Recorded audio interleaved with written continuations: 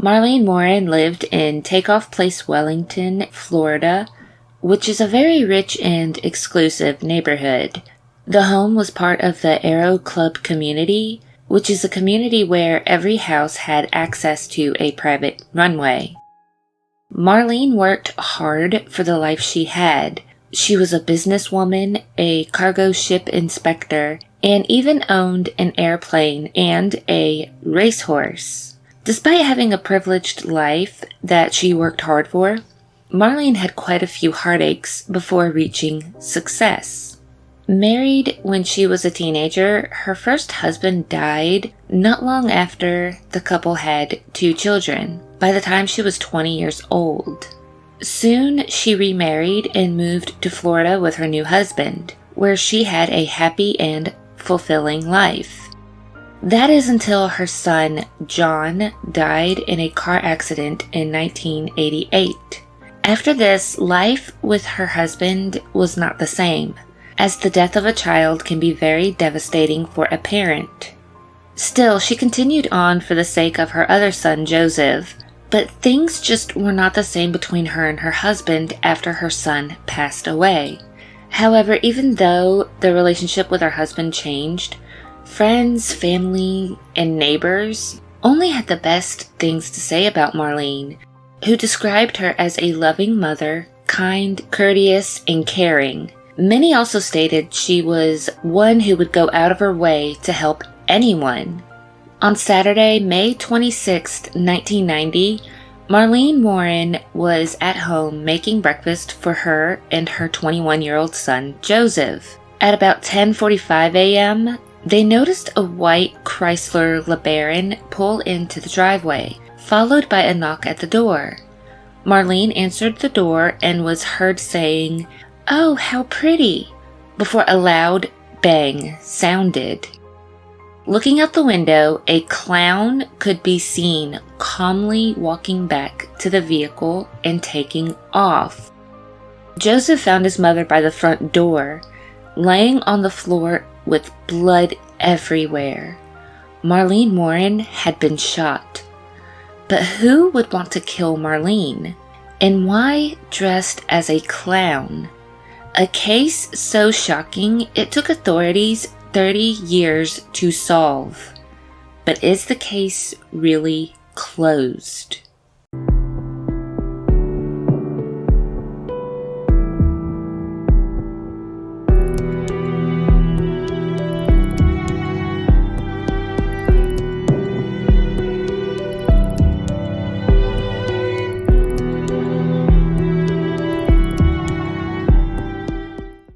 Welcome to another episode of Crimson Sin with Tamsin Lee. I am your host, Tamsin Lee.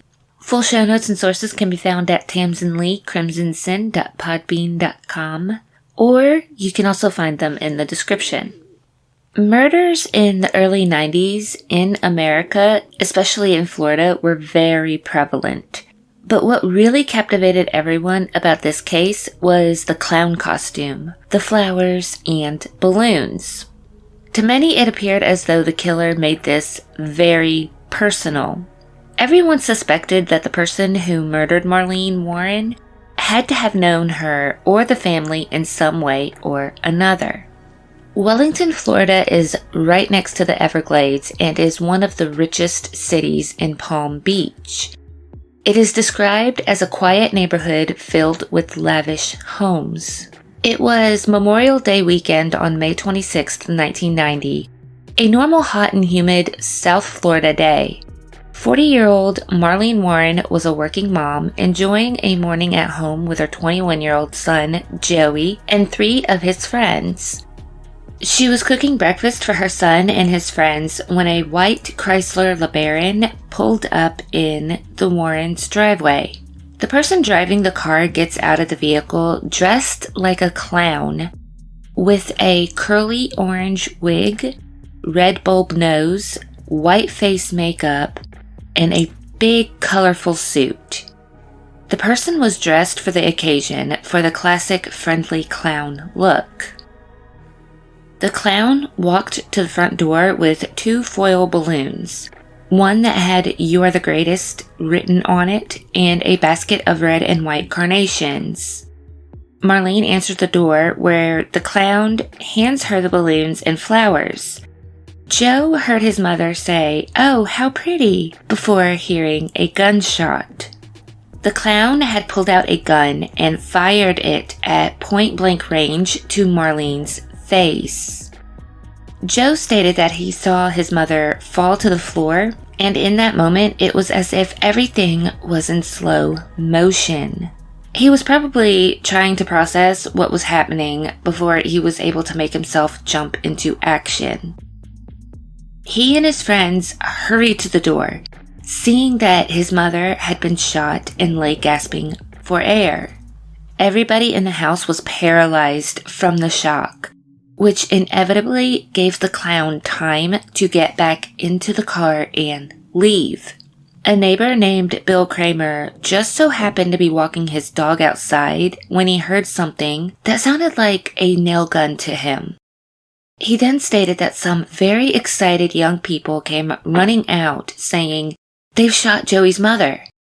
Bill's wife told them to stay there as she called the police.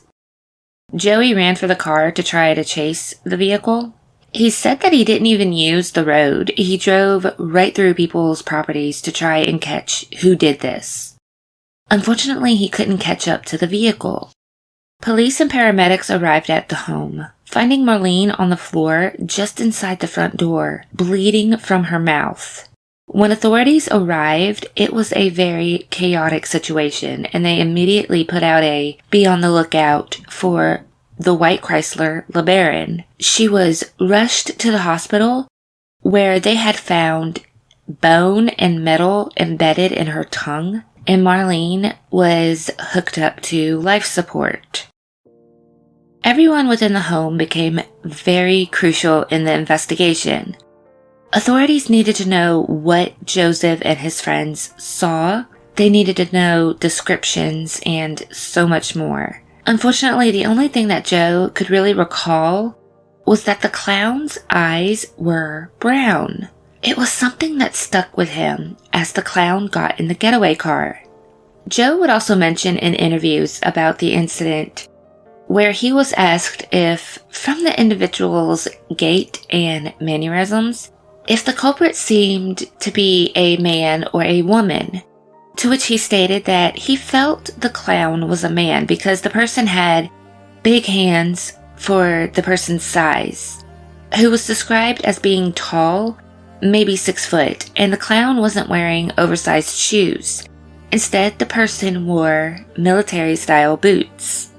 Marlene Warren spent most of her childhood on her grandparents' farm in a small town north of Detroit. She had 2 sisters and was the middle child. Joe says that she was a great mother, a person of love, a good wife, and was just all around the American mother.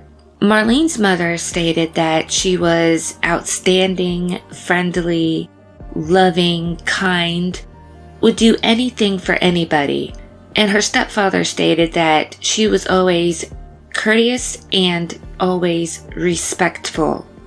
Marlene always liked clowns, even having a clown-themed room in her childhood home.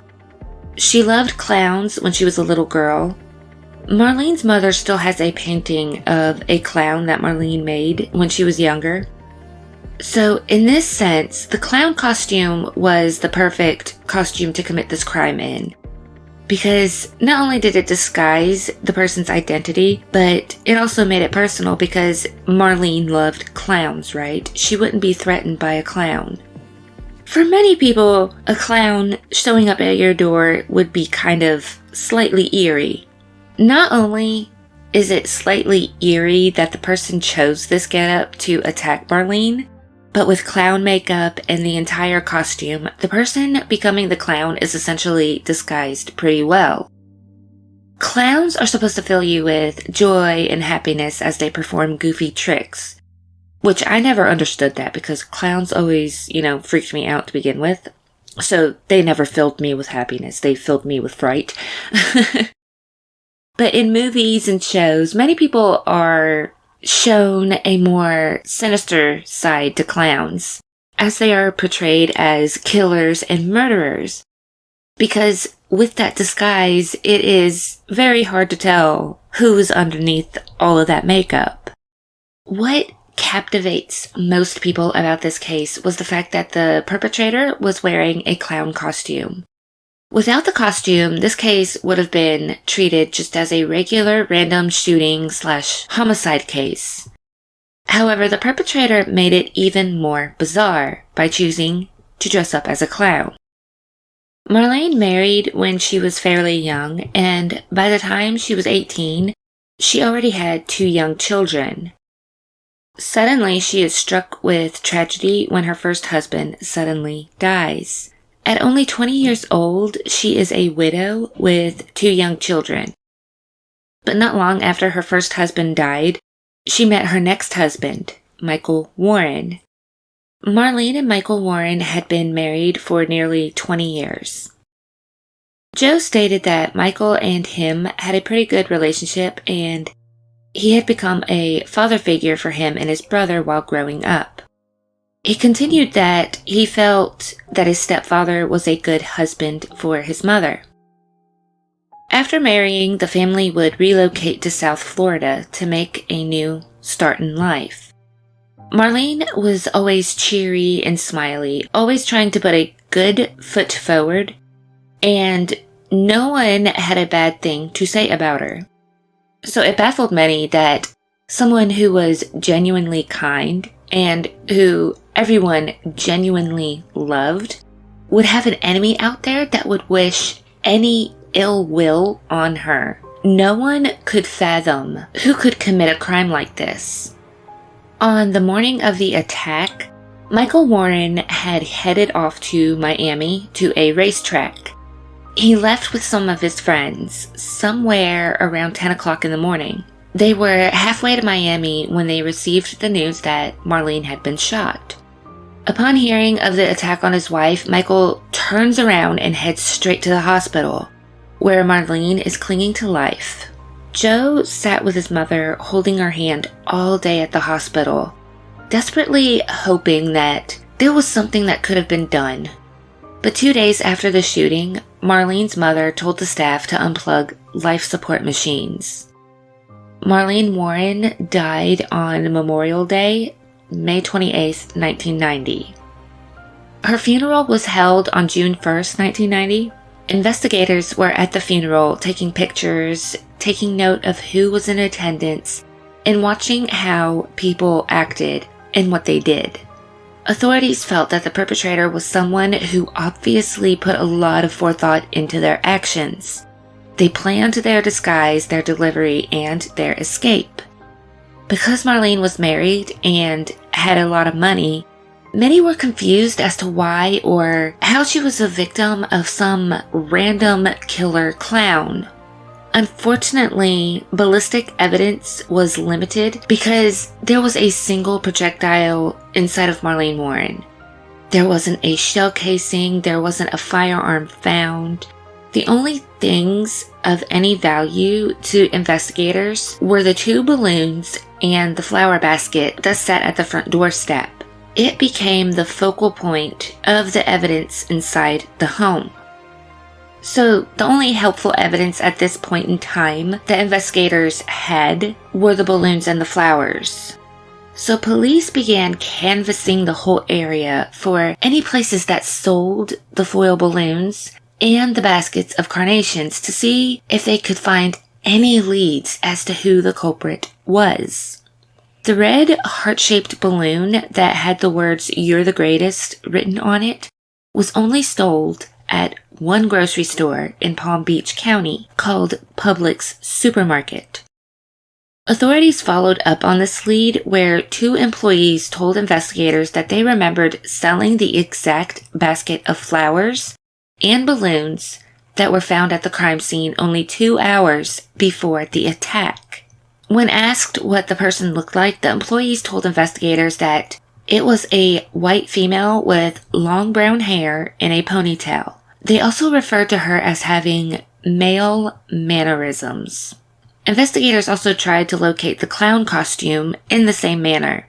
They began calling costume shops around the area to see which stores may have sold a clown costume within the week leading up to the murder. The owner of one of these shops, called Spotlight Costume, told the investigators 2 employees had sold a clown suit to a customer just a couple of days before the shooting.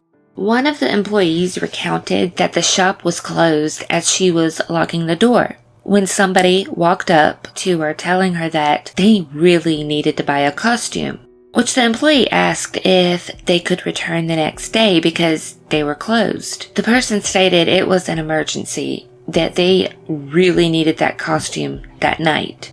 Which, in this type of situation, the urgency could seem plausible if it were Halloween. But this was in May, so it really struck everyone as odd. The person was very persistent in wanting to get inside the shop, stating that they really needed a clown costume. So the employee eventually let the customer in, because they knew the transaction would be really fast.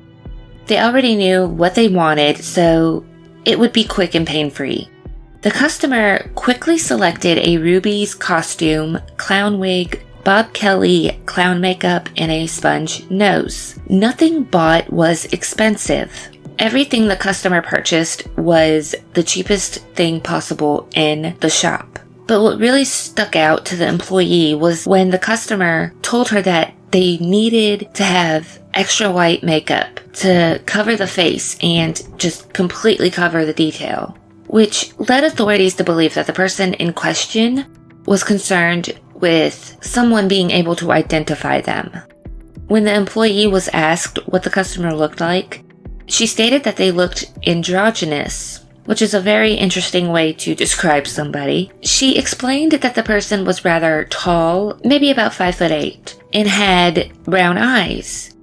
She stated that she remembered thinking while interacting with the customer that you really couldn't tell if the person was a man or a woman. But she told investigators that the person who purchased the costume was a woman. She stated that the person was androgynous, wearing jeans, flannel shirt, and men's work boots. She wasn't wearing any makeup or nail polish.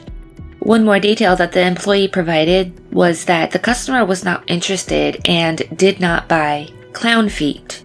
Of course, this piqued investigators' interest because the person who shot Marlene was not wearing clown shoes either.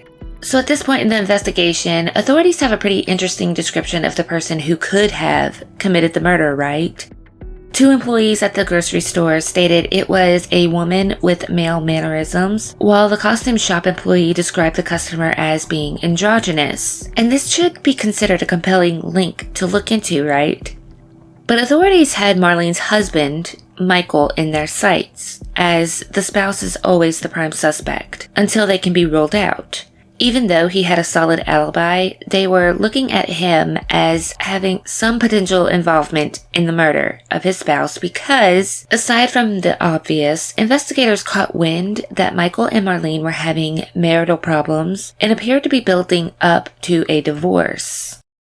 Michael Warren had been selling cars in South Florida for many years. By 1990, he was running a lot called A Bargain Motors, which sold and rented out used cars. It was a business you went to if you had really bad credit and you needed something to drive.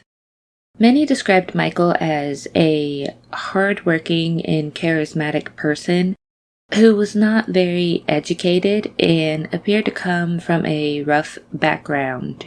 But Marlene's mother described him as smooth, and not in a complimentary way.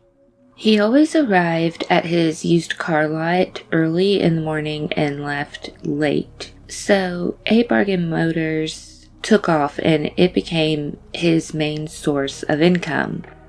Suzanne Gould was an office manager at Michael's car lot and was about to provide a lot of insight into Michael. She stated that his smile was possessing and he had an air of confidence about him.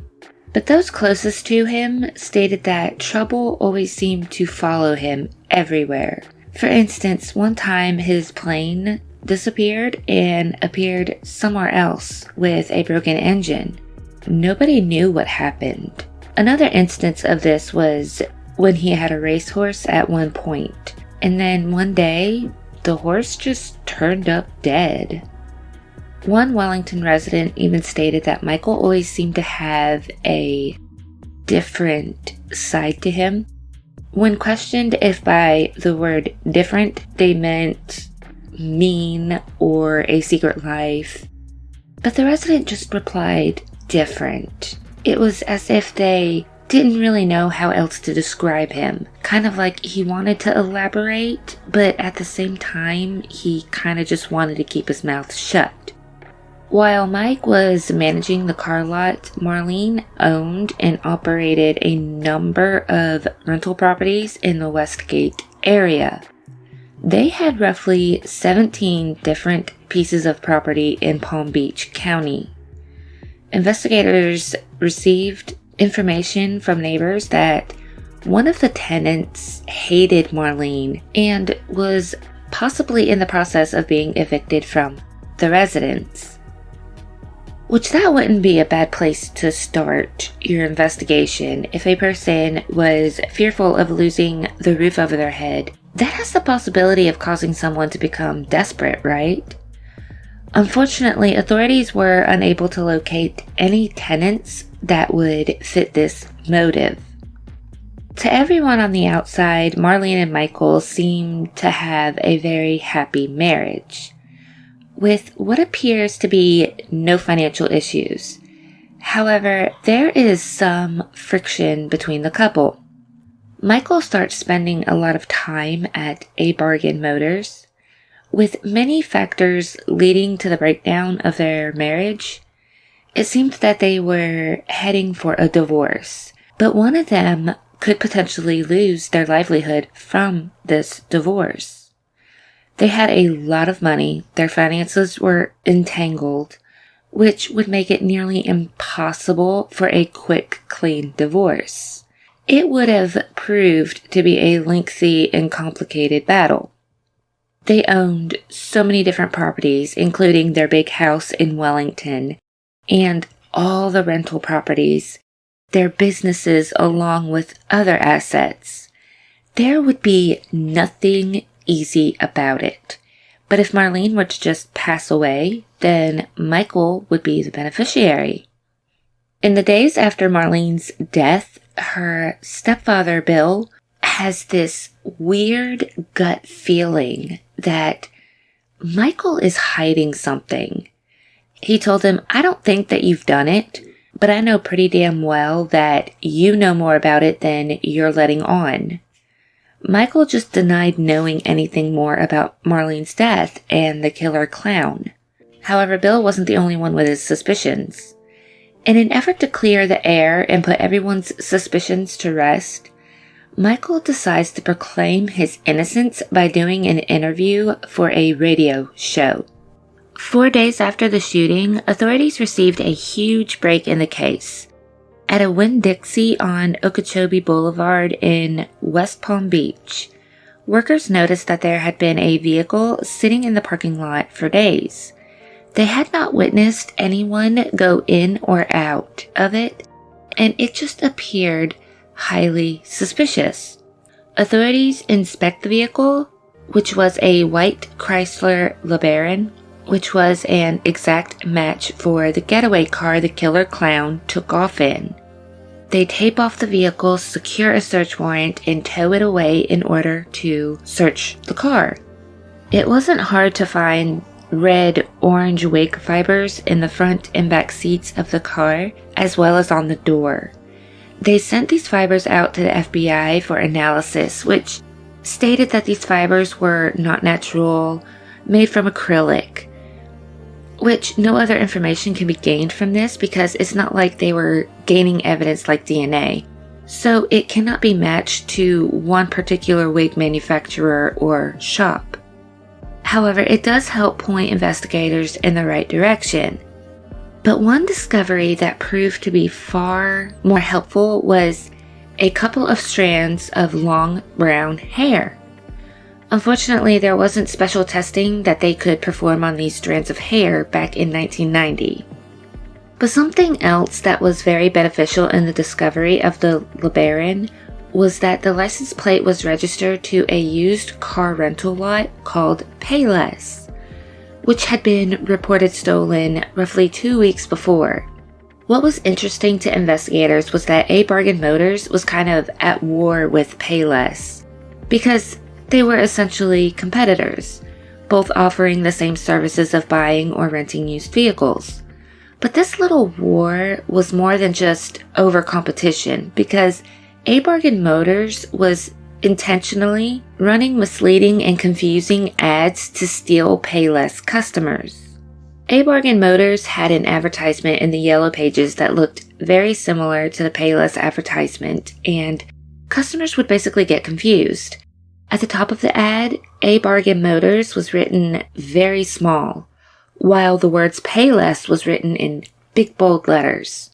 So customers would quickly skim through the phone book and they would see the word Payless in big bold text and would call A Bargain Motors, which was exactly what happened to a certain couple. A husband and a wife had been duped by someone at A Bargain Motors weeks before the murder occurred. They had rented a white Chrysler LeBaron from Payless. When they were ready to return the vehicle, they mistakenly called A Bargain Motors instead of Payless. An employee at Michael Warren's lot told the couple to leave the car outside the Payless gate, where it was rented, and leave the keys in the visor. They assured the couple that an employee would pick it up, which it all sounded strange to the couple, but they did as they were told because they had a flight they needed to catch. After this, the LeBaron was taken back to A Bargain Motors. That's how police alleged that the LeBaron came to be on Michael Warren's lot. One of Michael's employees was actually arrested in connection with the theft of the LeBaron and was eventually convicted for it. However, Michael was never charged in that incident. While the reported theft of the vehicle was solved, the mystery of who used that vehicle to go and kill Marlene still remained. Despite having this link between the LeBaron and potentially Michael's car lot, there wasn't enough evidence there for authorities to arrest him in connection to his wife's murder. Michael had an airtight alibi with witnesses, as he was in the car with his friends heading to a racetrack in Miami. Not long after the shooting, a different police agency contacted the sheriff's office to let them know that A Bargain Auto Parts had been under surveillance for some shady dealings. Investigators from the West Palm Beach Police Department were looking into Michael Warren for rolling back odometers on his used cars. And it wasn't just one or two cars, it was numerous cars that authorities looked at in the 90s. With these older vehicles, the odometers were mechanical, so it could potentially be done and would be easy to do for anyone who knew what they were doing. On October 25th, 1990, 5 months after Marlene was shot, police execute a search warrant at Michael Warren's car dealership. Investigators conducted a nighttime raid, taking away filing cabinets, insurance information, and numerous other documents. One of Michael's neighbors remembers talking to Michael during this time and recalls that Michael appeared more concerned about the impact this raid would have on his business rather than being concerned about the investigation into his wife's murder. The neighbor elaborated that Michael stated, "They are taking all my files, they're taking everything, and I'm going to be out of business." He said that he thought it was strange that Michael didn't say anything about the shooting. So the neighbor asked Michael, "Did you do it?" Which he replied, "Of course not." On October 26th, Michael is arrested with 66 counts, including odometer fraud, racketeering, and grand theft. During the trial for these charges, it was established that Michael was a suspect in the murder of his wife, which prosecutors were heavily scrutinized for this slip because It was something that should not have been said for this case.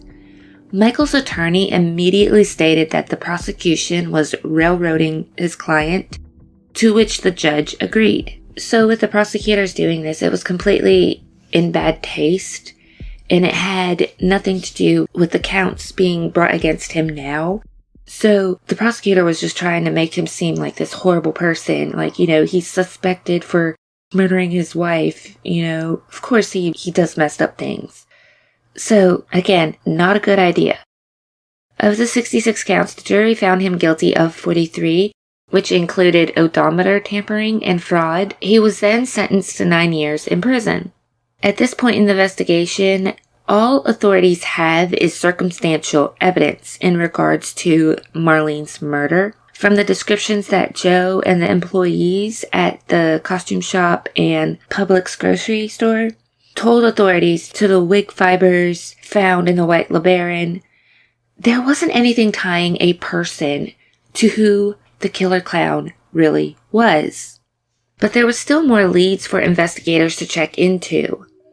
There were very heavy rumors that Michael Warren was having an affair with someone who worked at his car lot.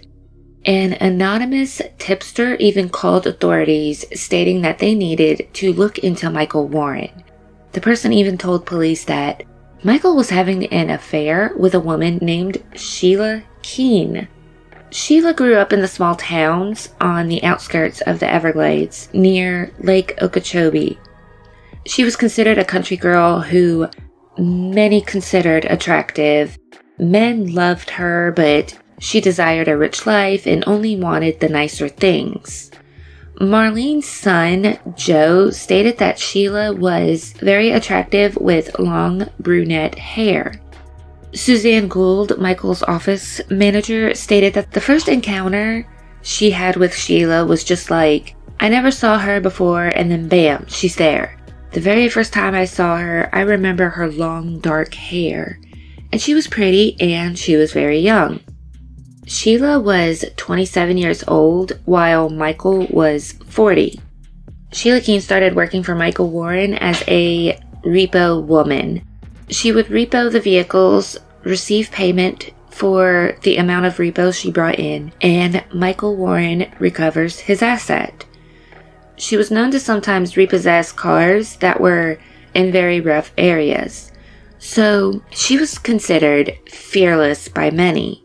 And then sometime during her employment, Sheila and Michael apparently began an affair.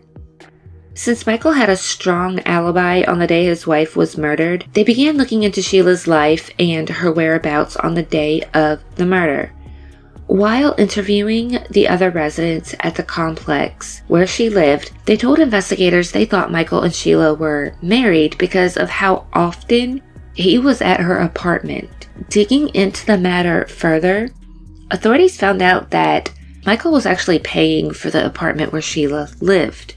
Witnesses from A Bargain Motors even reported several activities occurring between the two inside Michael's office. These witnesses even alluded to the fact that they believed Marlene was on to their affair.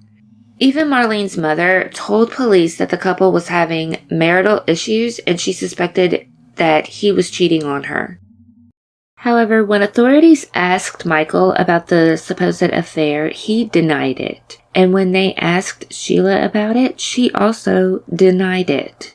But in June 1990, on the same day, authorities successfully secured a search warrant for the white LeBaron in the Winn-Dixie parking lot. They also secured a search warrant for Sheila's apartment in West Palm Beach. They reportedly took numerous items from her home, including contents from the trash in her bathroom. However, they did not recover a clown wig, costume, or makeup, nor did they find a firearm. But they did find orange fibers on clothing in her home that seemed to match the ones in the LeBaron. Inside her home, they found army-style boots that matched the description of the shoes the killer clown was wearing, which also had orange acrylic fibers found on the sole of the boots. While this caused investigators to believe that Sheila had some part to play in the murder of Marlene Warren, no charges were brought against Sheila at this time. Whether this was all just circumstantial or coincidental or what, no one really knows why the case came to a halt. However, authorities claimed that there were so many cases involving a murder during the 1990s that news of the killer clown had disappeared from the headlines entirely. By 2013, it had been more than 20 years since Marlene's murder, and there hadn't been even one arrest made in relation to her death. In Palm Beach, 2013, the Palm Beach County's Sheriff's Office was able to obtain a cold case federal grant which allowed them to go back to this case with enhanced testing. Back in the 1990s, there wasn't a whole lot to forensic science that could be relied on as the concept was still in its infancy stage. Yes, they could get fingerprints and such, but they couldn't perform the intricate DNA testing with hair and stuff like that. So, with that being said, going back to this case with the evidence collected and an advancement in science could potentially lead investigators to the breakthrough they have been looking for. But the advancement in science wasn't the only thing new for this case. A new sheriff and DA could also provide a fresh perspective on the case. Looking at the evidence, they would be able to send off the human-like long brown hair that investigators found in the LeBaron. If this was human hair, prosecutors would now be able to determine more to this case than the clown hair, as one of these hairs had a portion of the root and skin on it. Even searching through the Publix employees and costume store employees' descriptions of the customer who purchased all of these items back in the 90s, it was alarming that nothing was done. Sheila Keene was never charged with anything. But where was the suspects now? In 1997, Michael Warren decided to move on with his life and had a new girlfriend named Debbie. Warren moved up to the Blue Ridge Mountains in Virginia, living a quiet life and owning a fast food restaurant called the Purple Cow, which he was running with Debbie. The Purple Cow is a little fast food restaurant which was located right off a busy highway with 3 life-sized purple cows out front and was considered very popular by the locals. Michael and Debbie would work long hours from morning to night and sometimes even 6 days a week.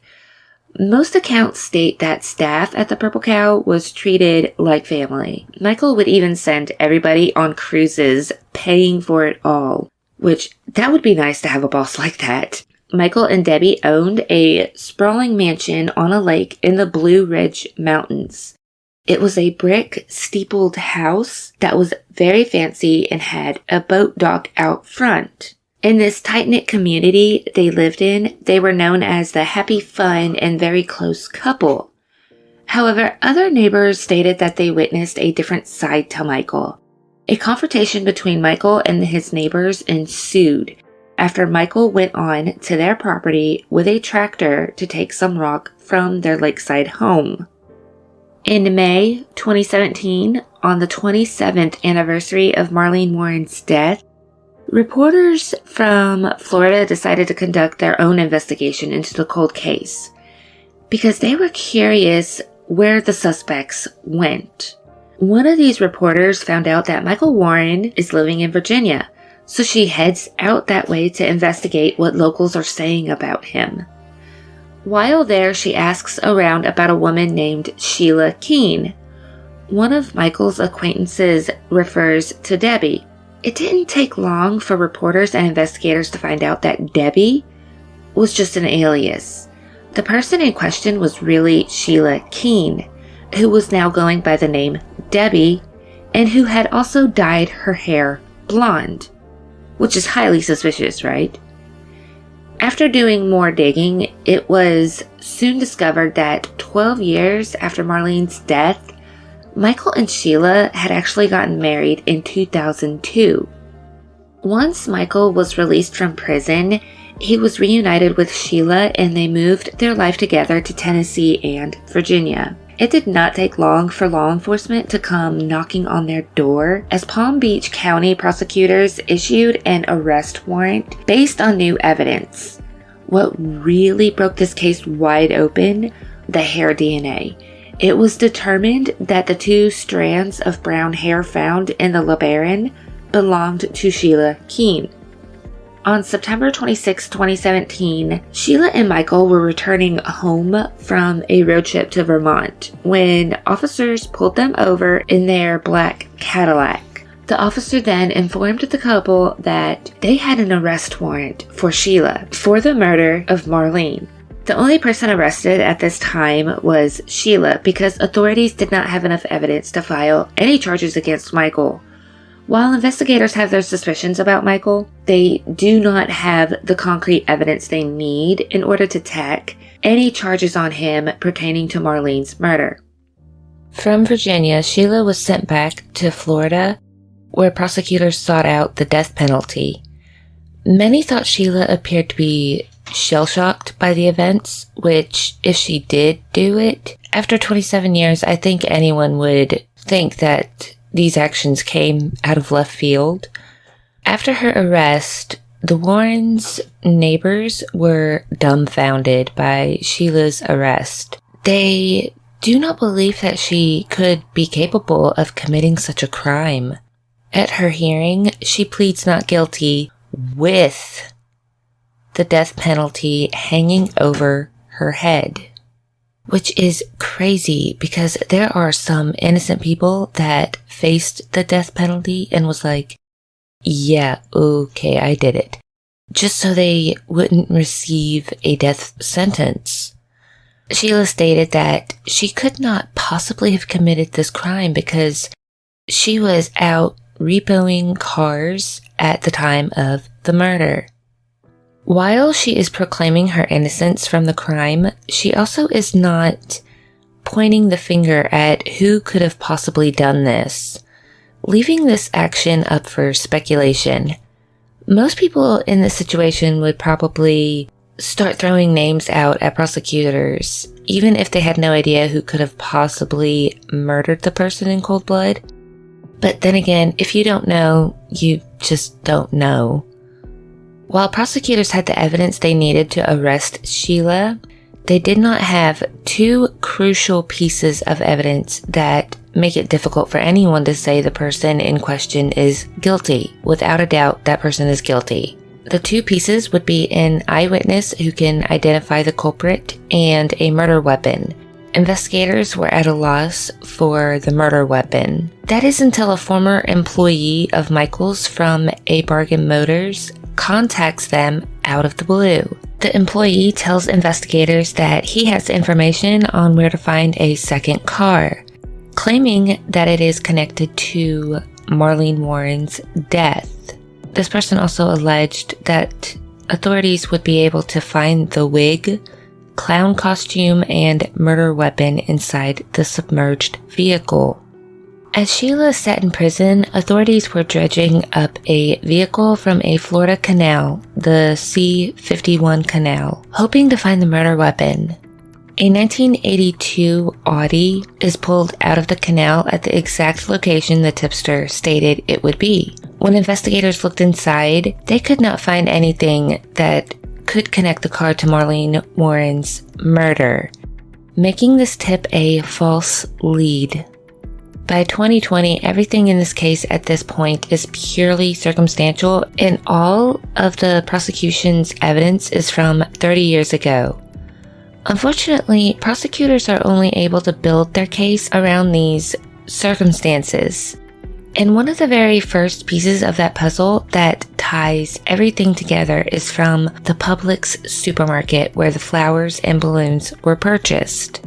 The employees who were interviewed at the time described the customer as wearing worker clothes, gloves, and had long brown hair. But an interesting fact about this Publix grocery store is that it is less than a mile away from the apartment Sheila was living at. And the items were purchased 82 minutes before Marlene's murder. This evidence, together with the costume shop employee's description, both came from the very first week of the investigation in 1990. The employees even identified Sheila from a photo lineup shown to them by the police. Each person identifies Sheila Keene as the person who came into the store. One witness finally comes forward to the prosecution. There was a man who owned a parts store in a small town called Pahokee, who called police with an interesting story about Sheila Keene. He stated that she came in wearing a full clown outfit, claiming that she delivered flowers as a clown. The man stated that him and the other guys teased her about it, and she teased them back. Then she took off and they never saw her again. Investigators also found a picture taken of Sheila years later at the Purple Cow with her face painted as a clown. Which this is just circumstantial. I mean, it could have been Halloween and, she went to work dressed as a clown, With all of this information, where Sheila matches the description of the person who bought a clown costume, matching the description of the person who bought flowers and balloons, being known to previously dress up as a clown, being identified by the employees, and having an affair with Michael Warren, it begs the question as to how this wasn't enough evidence to bring the case to court. After 30 years of waiting for his mother's murderer to be apprehended, Joe suddenly recalled an interaction he witnessed with his mother and Sheila Keene roughly 6 months before Marlene's murder, in which Michael's mother had stated to Marlene that she needed to watch out for that one, Sheila. She was a pretty one. Marlene retorted to Sheila, "Well, is that the only thing you are helping him with?" referring to the cooking. Sheila looked at Marlene with a sly smirk and remarked, "Yeah." And that was the end of the conversation. So even if you didn't know that there was an affair going on, you could kind of read the room with that one, that there was some tension. So after being arrested in Virginia, Sheila Keene was sent to solitary confinement and still remains there.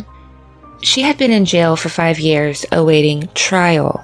Sheila's defense fought to get her on house arrest, stating that she was not a flight risk or a danger to society, but they never made any headway with these motions.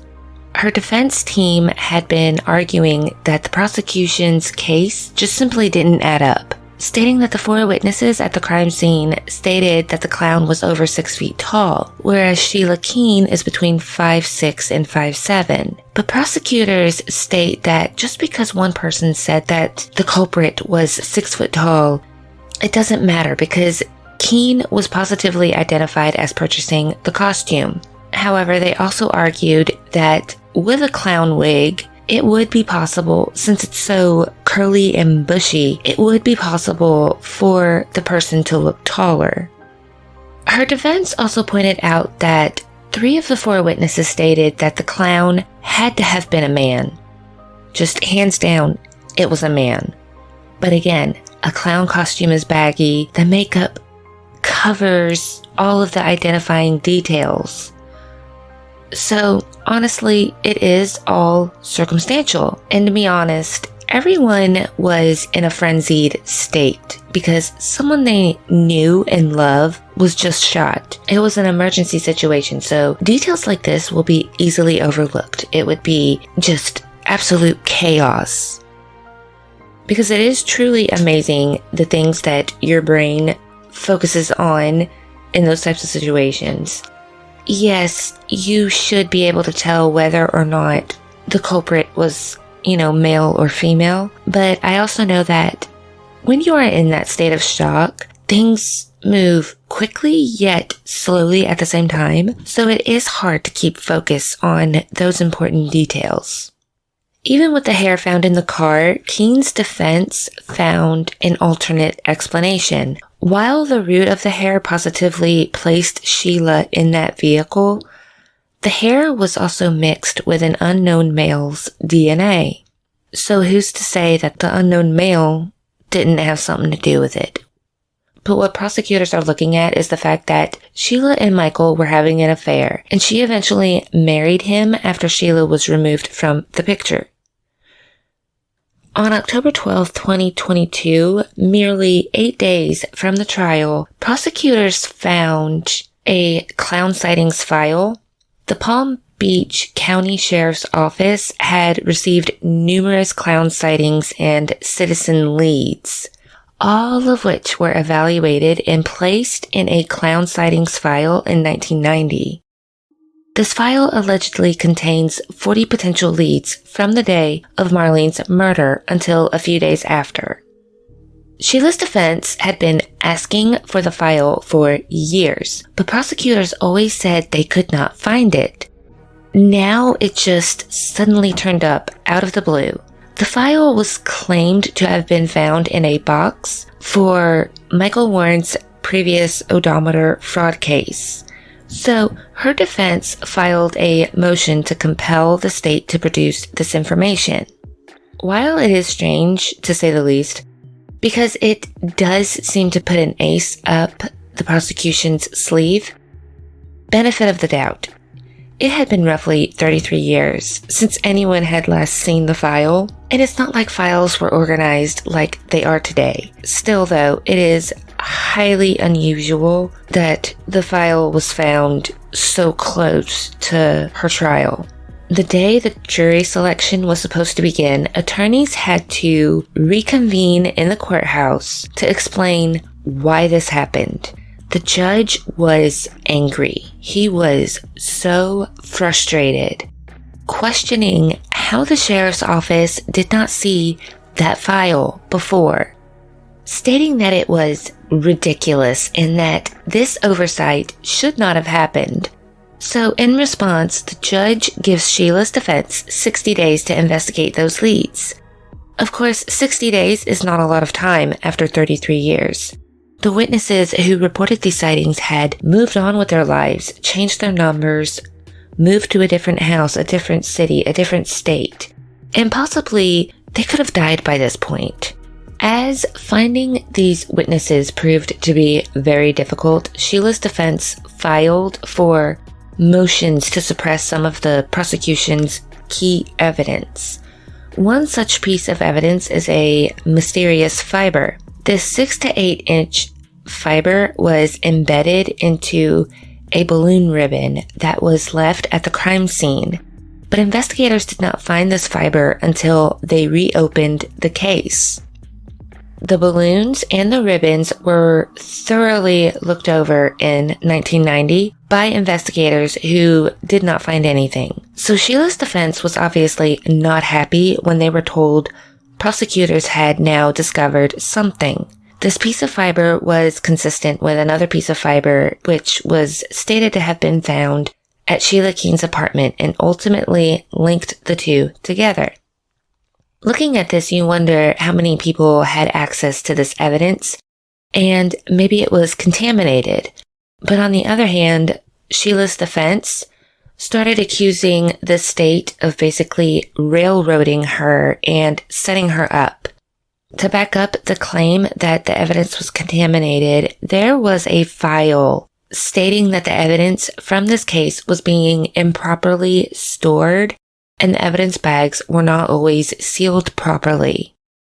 The Palm Beach Post even wrote an article on this which detailed the conditions in which the evidence was stored. The article stated that county auditors discovered some of the evidence was improperly stored. Open bags containing 1 white clown glove, 7 types of clown makeup, an orange wig, and a bozo-type suit linked to the murder were found in the sheriff's office with the bags open. As if the evidence from prosecutors could not be even more questionable, one piece of information remained hidden and hushed to the public about this case. And I say it is hushed because this bit of information did not make it into the 2020 documentary that I watched and was actually an accidental find in my research. I actually had to really dig for this. So, according to an article published by WPBF News on August 10th, 2022, a man named Edward Barr had supposedly bragged to another inmate in Maine during the year 1991 that he was the killer clown who murdered Marlene Warren and that he was paid to do so by Michael Warren. Sheila's defense filed a motion citing that for 10 months, the state had failed to disclose that the potential suspect in the Marlene Warren murder was in custody and being interviewed by detectives. The lead Palm Beach County Sheriff's Office detective even went to Maine, but Edward was never listed as a witness. Edward even told the detective that he would tell him everything, but only on the condition that he would not receive the death penalty. And since that could not be promised, things just didn't pan out for law enforcement, and he decided to keep his mouth shut about the matter. So this individual's involvement is really up for debate to this day. But a surprising outcome came on April 25th, 2023, when Sheila Keene Warren decided that she was going to plead guilty to second-degree murder. Sheila was sentenced to 12 years in prison, but with sentencing guidelines and credit for time served, she could be out in 16 to 18 months, which could range from August to October 2024. Which everyone was pretty underwhelmed by this sentencing. Her sentencing went from the death penalty to life imprisonment to settling for a plea deal that would allow her to be out in a minimum of 16 months. Do you think Sheila actually committed this crime, or was she just backed into a corner? Do you think that she felt that was the best option she had was to plead guilty and that she actually didn't do it? Let me know your thoughts in the comments. But Joe swears that those brown eyes of the killer clown match Sheila's. But since Sheila was convicted, everyone has wondered what will happen to Michael Warren. Unfortunately, authorities do not have enough evidence to take him to court for any involvement in his former wife's death. However, Michael remains adamant that he is innocent and claims anyone who believes otherwise is reckless and shameful. He furthered that his current wife Sheila is also innocent, but he is grateful that she will be home in the next 16 to 18 months. So what are your thoughts about this case? Do you think Michael and Sheila Warren had anything to do with Marlene's murder? Or do you think they were both taking the blame for another killer?